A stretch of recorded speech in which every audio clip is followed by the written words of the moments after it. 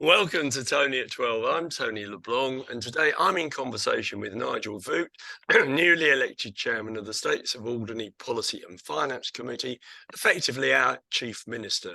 Today we're going to have a look at Nigel's views on the States. Nigel, good to see you. Good to see you too. Thank you for inviting me.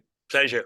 Can we first of all start off with this question of governance, because it seemed to be getting underway last year. There was going to be a debate in September which never took place, and at the last election, instead of doing a 2-year term, members were invited for 4 years. So effectively that's sort of got put on hold forever and ever. Well, I'm not sure that's entirely true. What the position is, we are elected for 4 years, but half the members rotate halfway through the term, which people feel is unhelpful because of the lack of continuity. And it's still on our agenda to change that if we can. We are at the moment in consultation with law officers and others as to what the constitution is and what can change. We can't have a debate in public if we don't know what we can do and what we can't do, obviously. So we need to make sure we get our ducks in a row first. Well, this is true, but there is general public apathy about the whole thing, as you know. And I mean, sorry. Yeah, but you say apathy. Apathy isn't around the governance as such. It's more about the fact that it's standing for the elections. Yeah. And isn't that the same thing up to a point? Well, it isn't. It isn't. I think it is a good point to make that from a governance perspective. We want to have a states that people want to be members of. And then you've got to ask yourself the question, what are the reasons people don't want to become members of the states? And, if you compare ourselves with Guernsey, they pay a lot more. Would that make a difference? I'm not convinced that's the real issue. I mean, social media, being attacked all the time as a member, a states member in a small community isn't helpful. People don't feel that they want to put themselves up to be dragged through the mud every time they walk down Victoria Street. And it's those sort of things that we've got to look at, and actually even inside the states itself, making sure that we're seen to be a team. We're having, I use the word fun, but enjoying ourselves doing the job to help the community, and making sure that people feel they're adding value. And if they do, then more people will want to join. Yeah. The only time we've had a contest in recent months was the question of the plebiscite for Guernsey. Yeah. The turnout there was pretty low, wasn't it? Turnout for the plebiscite is usually much lower than for a general election anyway. Yeah. And I think, I'm not sure that was apathy. It's just generally for a plebiscite because it's not binding on the members. And I think there was an expectation that both Steve and Alex would win anyway. Yeah, but do you think possibly the states members themselves should actually deal with the appointment of the Guernsey representatives? Well, legally they do. I think it's good to get guidance from the public. I mean, I think the more the community can work with the states members on all sorts of issues, the better we are. That's why we have lay people joining committees now with a view to adding their expertise to the members who have been elected.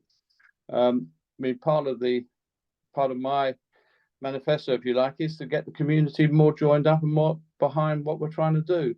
I find it interesting that you read things and you see things on social media. It's always negative. There's never sort of well done you sort of press. I know it's not press, but I hope to be able to say that to you in due course, Nigel. Well, I hope you would. But my point is, if you want to get people to stand for the states, you've got to make it a place that's enjoyable to work in. They feel they're making a valuable contribution, and they don't feel they're being attacked every 5 minutes when they're outside the states. We've got a lack of young members now, which is a shame. But I mean, the problem is that for a lot of people, they're not prepared to sort of risk, even if you started paying them a sort of Guernsey type rate in terms of allowances, they're not really going to want to risk a long-term job against, the public sort of saying at the end of 4 years, that's it, mate, goodbye. I couldn't agree more. And we're not going to have career politicians on this island, hopefully. We want members of the community to help the community here. I think the younger members, we need to find ways to reduce the workload. We need to find ways to meet when it's at times convenient to them that doesn't restrict their ability to create careers on the island and jobs on the island. Certainly something we need to be looking at. Well, we've got an election coming up this coming Saturday, so at least it's contested. Yes, it's good. So that's good good that news. it's contested. And we've got the hustings. Yeah. And we have the hustings tonight, so I hope people will attend that. Yeah, unfortunately, that this won't go out until Friday. Yeah, so, but I understand that. So we'll Nigel, you did encourage them. Yeah. CEO, another one gone. Yeah. This time, we've only had one that stayed the course in 18 years of CEOs, and that was David Jeremiah. Any ideas why? It's getting the right person for the right job. Part of what we're doing now is we're taking stock of where we are. It's a tough job. It's a tough job. You're in the heart of the community. You've got to get things done. Pretty well paid. Very well paid, and that's why it's well paid, because it's a tough job. But we've got to make sure we get the right person to do the right job. So in the past, the selection process hasn't worked, has it? No, I don't believe it has, to be brutally frank. And I think we need to take more control of it in Alderney than we have in the past. Well, I mean, I'm pleased to hear that somebody like you, with your long experience in global business through PwC, I think you're the right sort of person to make the right sort of commitment to appointing a CEO. But I suppose it's really just a question of trying to come up with the right person, as you say, and then making them stay. But I mean, I think the situation so far has been totally abysmal, hasn't it? I think that's a strong adjective. But it is statistically.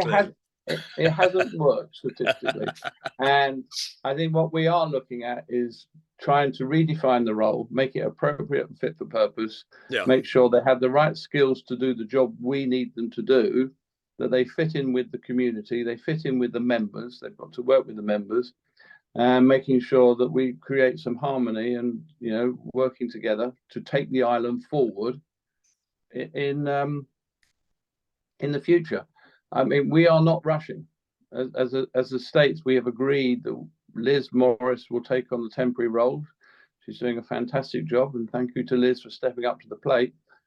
And it gives us the breathing space we need to actually find out what we want, what's appropriate, and then recruiting the right person and taking control of that recruitment process as well. Okay, so you wouldn't go the headhunter route anymore? We might go the headhunter route. It depends on. I'm not ruling any options out, Tony. It's about finding the right resource.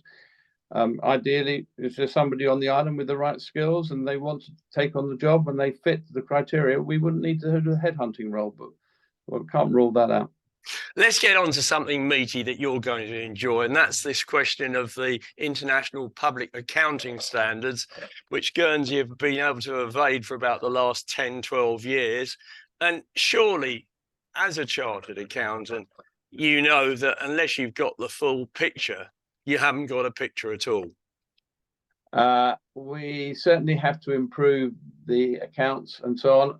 And Guernsey, it's on their agenda. It even came up in the recent tax debate. I mean, it's a constant thorn in their side, and obviously we're connected quite closely with their financial systems.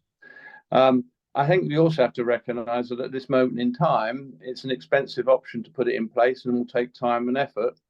And the benefits probably don't outweigh the costs of implementation at this moment in time, but it has to be on our agenda to get our accounts into a much better shape than they are going forward. But taking Guernsey, for example, because of the fact that they haven't got a proper accounting system, they've been recently downgraded in terms of the credit risk, etc., etc.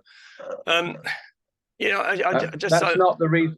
Sorry, Tony, that's not the reason. That's not the reason they were downgraded. They were downgraded because they had not plugged the gap in their finances, either by cutting capital expenditure or increasing taxation. And they have been warned on that a number of times.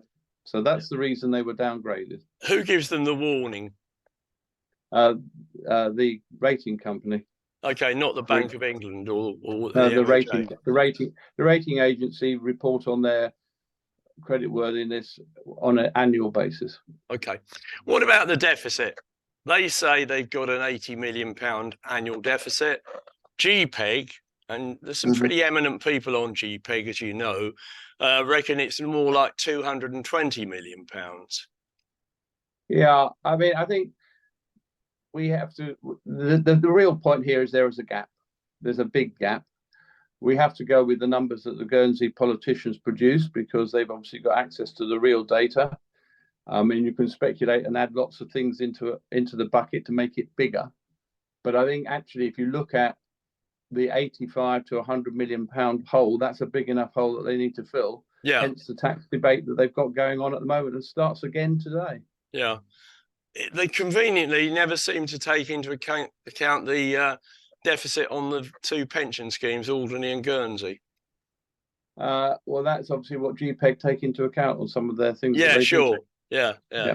But having said that, I mean, it's reckoned, isn't it, that the States of Guernsey staff pension schemes at least £500 million, probably 700 million in deficit at the moment. One day we're all going to have to pay for that, aren't we? One day, or they have to do something to actually plug the gap, improve the investment policies that they take following. And I know that that's on the agenda of P&R because we've spoken to them about it. Yeah. And they are looking at their increasing the ways they invest and how they can invest and diversifying so they can get better returns. Also, how can they cut costs in that as well? And it's the same as we're doing in Alderney. Yeah, but you know, it's a lot of money to try and make up. I mean, I don't see them making it up out of investment performance.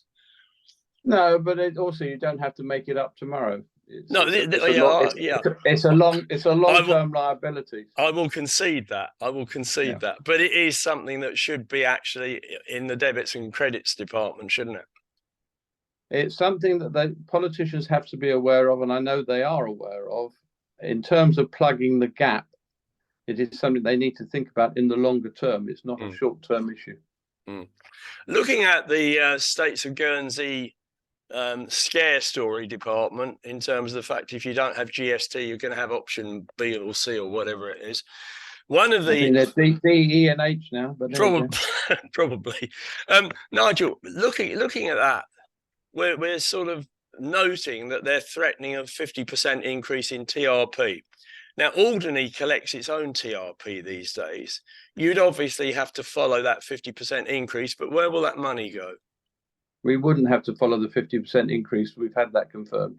Okay, so as far as we're concerned, we don't need to worry about that one. And presumably car parking charges are fairly low on your list. I think car parking charges would be quite difficult to collect here. Looking though at the Alderney budget, I mean, we saw a situation where last year the announcement for 2023 meant that TRP was 2% over inflation. Have you got any other increases in the pipeline, do you think, that's going to affect people's cost of living?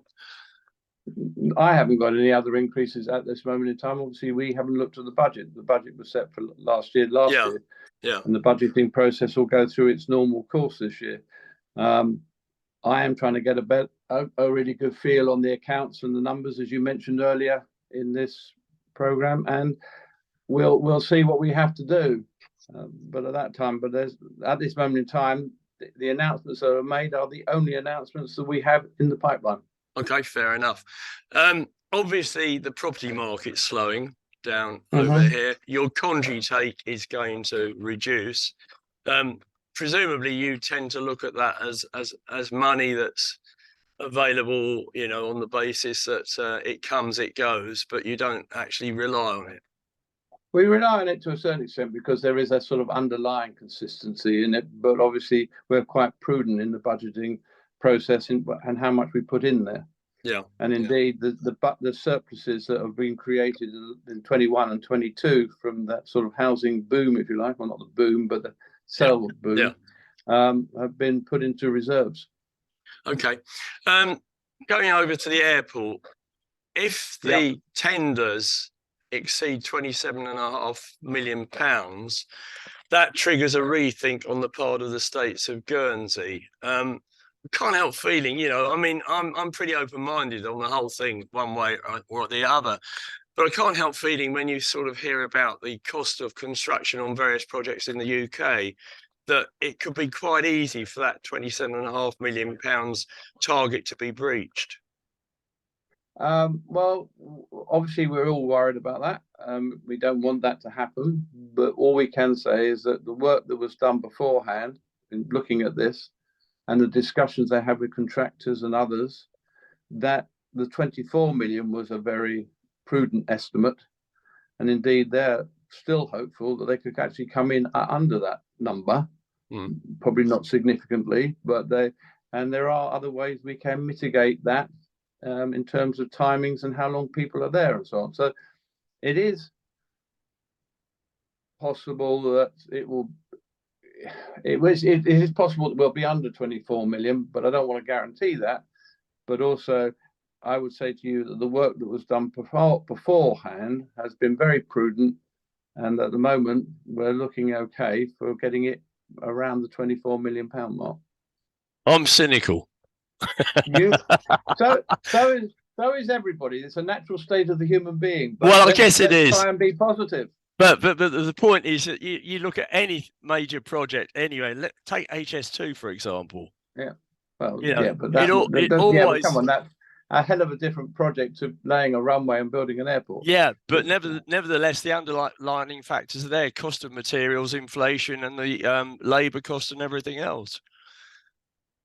Yeah, I mean, it'll be interesting to see. It will be interesting to see, and we'll cross bridges when we have to cross bridges. All we can say at the moment is that the team that worked on this and put the numbers forward were very prudent in their estimates, because they obviously didn't want your scenario to come forth. Okay, but you don't mind me mentioning it?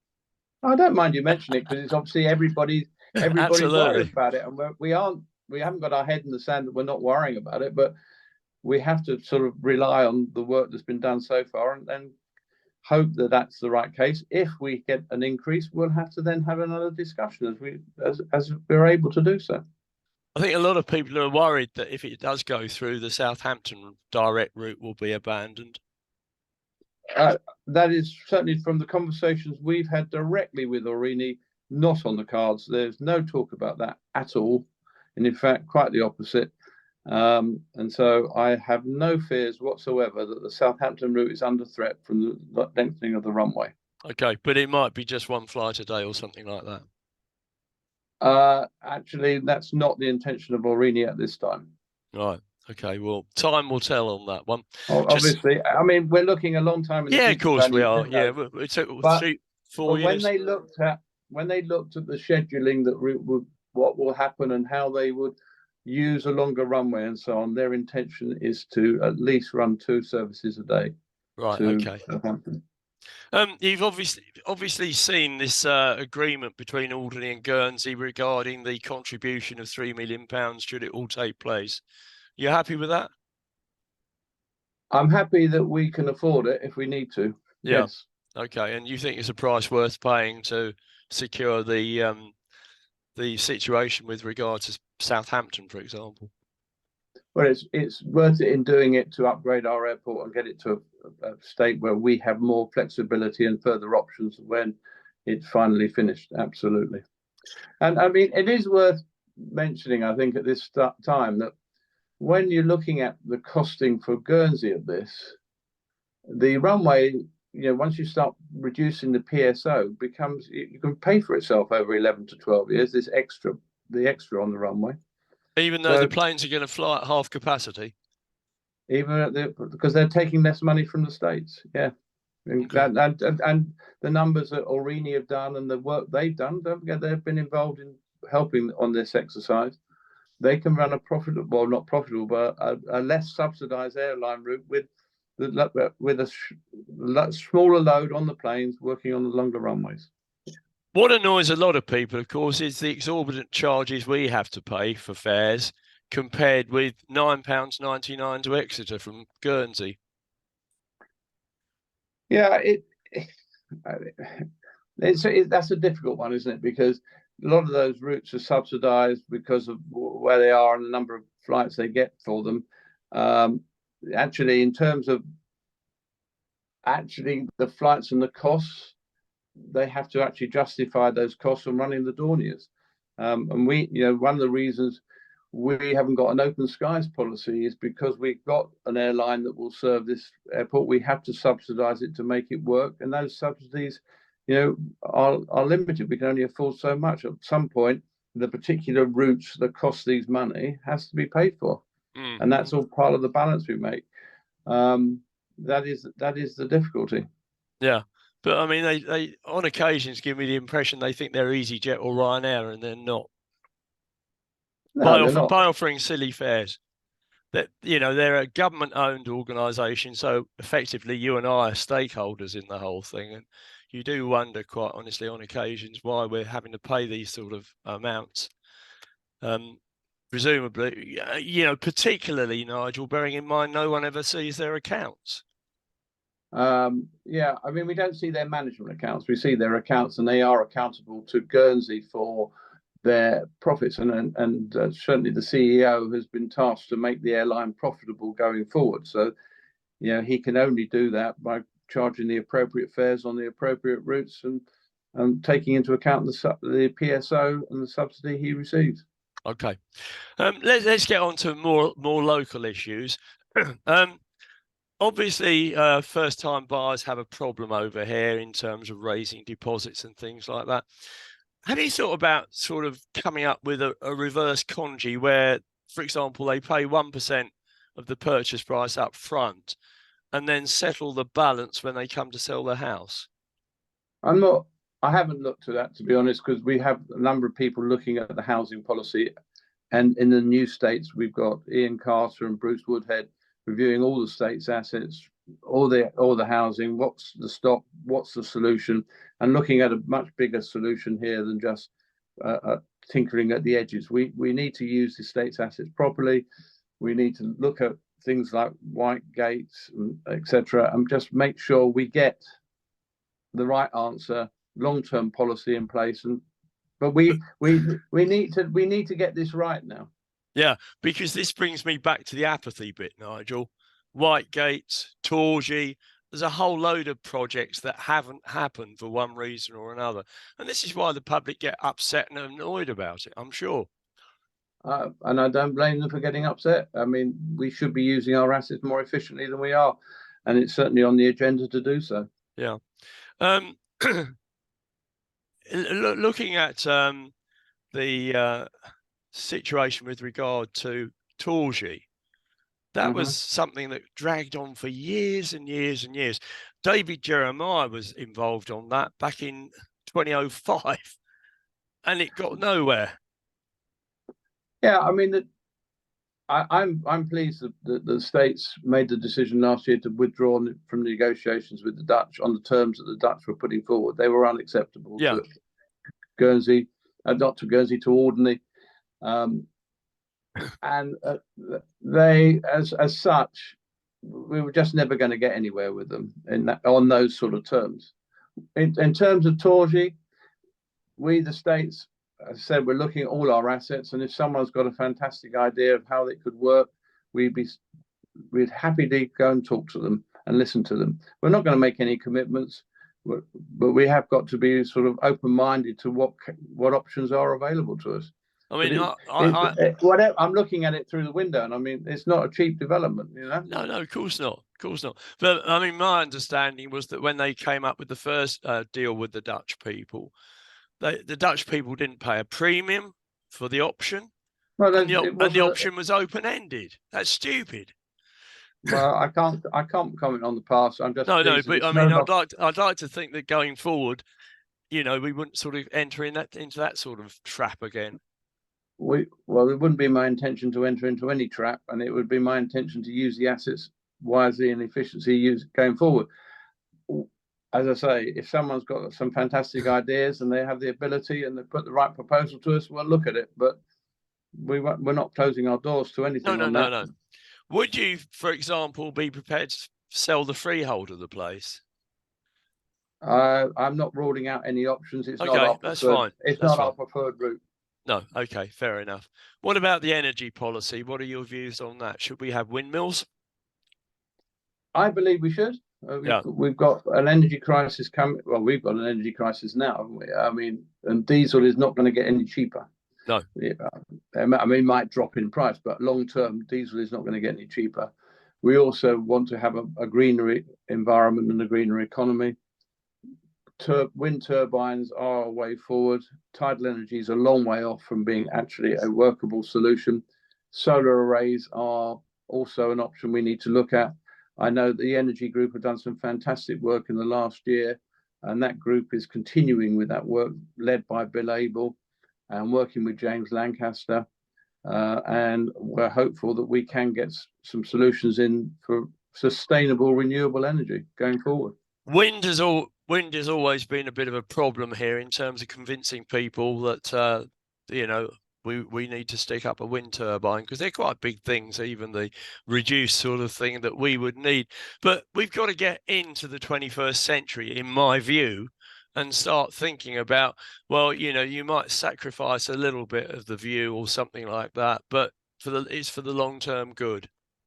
Yeah, I mean, I think you're right, Tony. I mean, we've heard of other countries where they make a virtue out of their windmills and even call them the Three Sisters and all this sort of thing. Yeah, so, yeah. I mean, I think we have to get to a point where we accept them, and we can't carry on relying on diesel the way we are.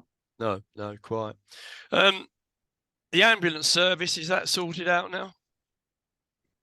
It's pleased to say it's in the process of handing over to St John's, Guernsey, and from the second quarter of this year that they'll be in control. And I'm pleased to say, every confidence it'll be a fit and proper process for everybody and service for everybody. So yes, I'm happy that it's going in the right direction. Nigel? Who pays for it? States of Alderney. States of Alderney at the moment pay for it. Yeah. We're looking at the total costs of it, and that's part of the packages we're looking at the moment. But yes. Yeah, but it's your responsibility, not Guernsey's or anything like that. It's our responsibility in Alderney, yes. Yeah, okay. When are we going to see a few potholes filled? Well, the road resurfacing was obviously done before COVID, and then COVID came along, and we've also had the increase of costs that you mentioned with the runway and everything else. So it was prudent at the time to defer filling the potholes to make sure that we could afford what we can afford. Given that the runway is hopefully imminent or soon, we hope to tie the two together to get some cost savings, and we'll look at that. In the meantime, the roads are being repaired as and when. So minor and emergency repairs continue to be carried out all the time. It was a prudent cost-cutting exercise. I mean, we all know that post-COVID, the costs of materials, labour, and everything else went through the roof. And absolutely, frankly, it wasn't prudent to actually carry on with the program at that time. But it's on the agenda. But if we can tie it in with the runway, then it's a win-win. Yeah. Okay. What's your view on the marina? Is that likely to go any further forward, or has Mr. Owen dropped out of it? Mr. Owen is still interested, but that's not the issue at the moment. The issue for us at the moment, and we've gone out to tender, so it's public knowledge, we've gone out to tender to look at the whole of the Bray opportunity area, as we call it, but the whole of the harbour, so the whole bay, with a view to looking at how we use the bay going forward for the long term. We've talked about oil and ships coming in. We know the ships are getting bigger, so we've got issues there. We've obviously got the breakwater. We want leisure facilities. We don't want to do anything in the harbour that would actually affect our ability to take us, as you said, into the 21st century. So we want to have a plan for the harbour area that looks at the next 20 years and says, what should we be doing? Should we be having roll-on, roll-off ferries, etc.? These are questions we need answers to. And the tenders are out. And I'm hoping that the General Services Committee, who are in charge of this tender process, because they're in charge of the harbour, will have something to consider in mid-23. Yeah. Okay. I'm going to do a Dale Carnegie on you next, because we're running out of time, unfortunately. And the question is, How do you get your fellow members to all point in the same direction?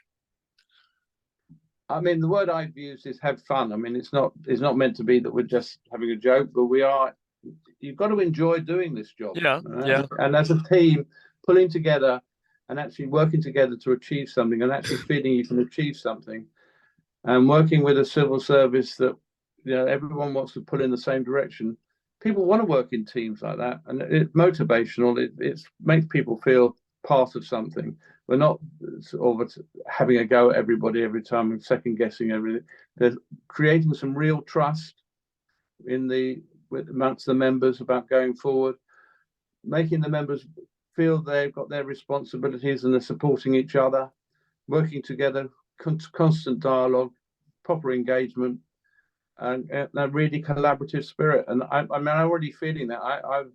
You know, people have asked me, am I enjoying my first month? And the answer is yes. And I've talked to the other new members and they've said yes, because they feel a sense of engagement, a sense of working with collaboratively. And if we go back to the first question you asked about governance and getting people to understand, if you can make that atmosphere real, then people will want to join that team. Yeah, okay. Nigel, it's been a great pleasure to speak to you today. Thank you very much for sparing me some time, and perhaps we can have a chat a bit later on in the year and you can tell me how things are getting along. Thank you very much, Tony. I look forward to it. Thank you. Thanks.